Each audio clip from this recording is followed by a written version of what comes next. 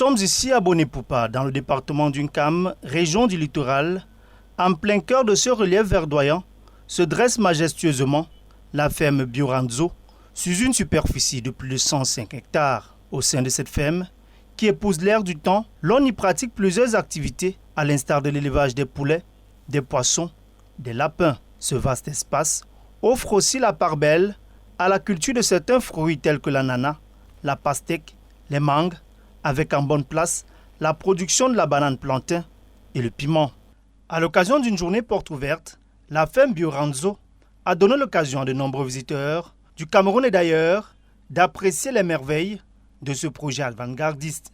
Le tour du propriétaire nous mène au secteur consacré à l'élevage de lapins, où les visiteurs, après une brève explication du mécanisme de fonctionnement, feront un tour au carré réservé à l'élevage, où ils seront renseignés sur le processus d'alimentation de la volaille au quotidien, avec comme objectif majeur la création d'un projet de ferme avicole impliquant toute la structuration de la filière avicole, des grands parentaux jusqu'à la distribution.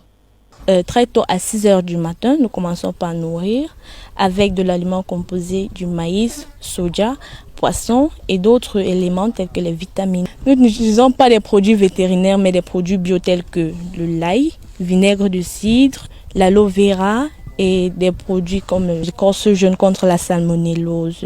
Il faut aussi noter qu'ils consomment une très bonne quantité d'eau, 3000 litres par jour. Et à cet effet, nous avons des réserves d'eau, des cubiténaires de 1000 litres, 5 cubiténaires, qui nous permettent de stocker une bonne quantité d'eau afin de les nourrir et de les faire boire à leur guise. Le point de chute est le lieu où se pratique l'élevage des poissons. Ici aussi, le temps est au renseignement. Chacun des lacs aura une capacité de 100 tonnes de production de tilapia rouge et gris. On aura à terme, en maximum 3 mois, 6 lacs fonctionnels. Ce qu'il faudrait que vous sachiez, c'est que le 15 ou le 14 juillet, le Minépia a lancé un appel d'offres pour sélectionner les plus gros producteurs, ceux qui veulent se lancer dans la production de poissons d'eau douce au Cameroun. Parce que le gouvernement a déjà limité l'importation des poissons d'eau douce au Cameroun. C'est quand même un marché de 192 milliards.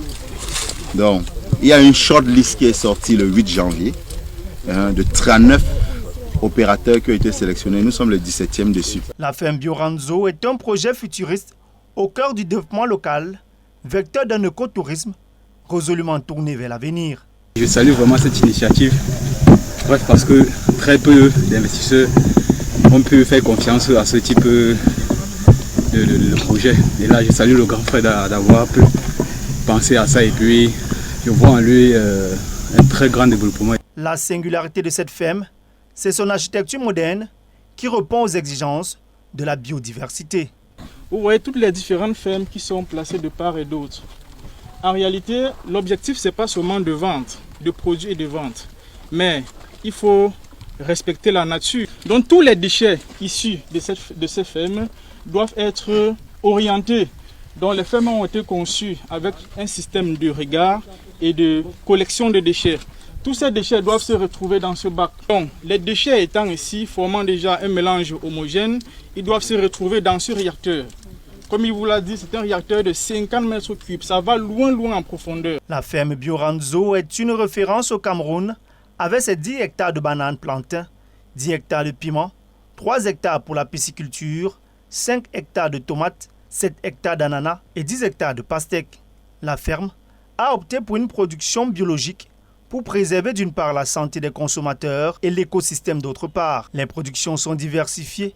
Côté volaille, l'on ambitionne une production de 15 000 poulets de chair par cycle qui seront menés dans 4 bâtiments modernes d'une capacité de 5 000 sujets par bâtiment et 2 poussinières. Pour la production végétale, l'on envisage une production du piment sur 10 hectares, la pastèque sur 5 hectares, la tomate sur 5 hectares, la banane plantain sur 5 hectares et autres produits maraîchers sur 3 hectares. Le choix est fait sur des variétés résistantes qui s'adaptent mieux à la conduite bio, c'est-à-dire sans aucun apport en produits chimiques.